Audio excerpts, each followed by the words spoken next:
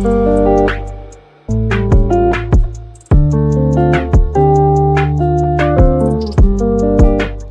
I was thinking, it's all very well, Joe, saying that some people find this difficult, and why they might find it difficult. What do we do about it?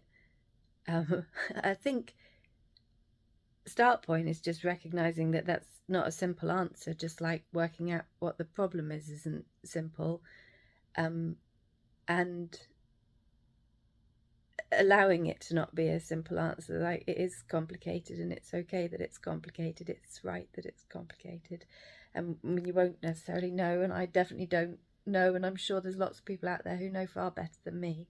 But if you're the person who's meeting somebody with a profound disability and finding it hard, my tips, and this is just me, and obviously it comes from a perspective, and I work in sensory engagement, so it's a really sensory engagement person point of view.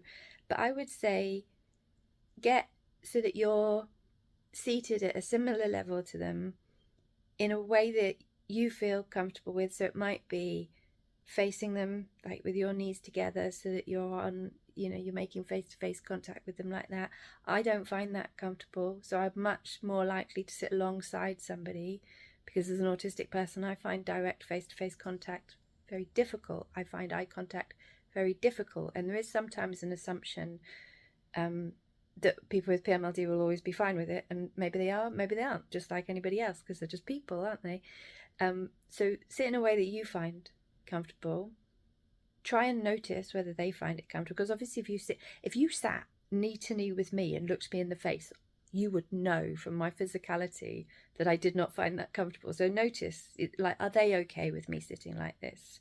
And you might not know, you might not be able to tell. If you can't tell, that's fine, but try and notice. And then just go, okay, I'm going to look at you and see what I notice. I'm going to listen, how are you breathing? What noises are you making? Just notice them, and allow that noticing to happen. And you might find in doing that a little, like a flicker, like a thing you didn't expect to notice. And if you do, then maybe you react to that. Like maybe they move their hand or something, and you notice that they moved their hand, so you put your hand out to touch their hand, to go, hey, I noticed you moved your hand. And that's the start point. That's the first little bit of communicating that you're doing. It's like at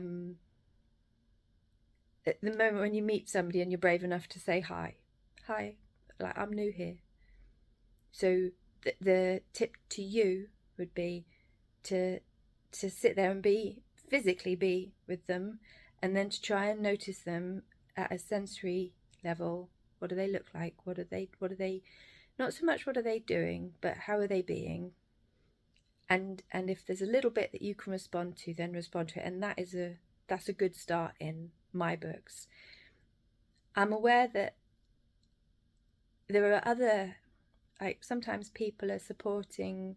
I know lots of families who have to get help to support their loved one at home, because looking after somebody with a profound and multiple learning disability can definitely be a 24-hour job, and nobody can do a 24-hour job without falling asleep on it. And it's about an 8-person job, I'd say. And most people are trying to do it as a 2-person job, or, as a 1.5-person job. So it's really common for families to be looking for people to come in and support. And when you have that new member of staff, oh my goodness, that new member of staff, like, if you feel observed in a work environment, just imagine looking after somebody's child in front of the mother or in front of the father. You feel so, even though it's not lots of people watching you, you would feel like, I would get nervous holding a friend's baby in front of a friend, like, because, like, it's their baby. What if I drop it? And so maybe there's a mumbling to be done on what you might do if you're the person, like, watching the person who is just meeting your loved one. What would that be? I think that's probably worth a mumble about.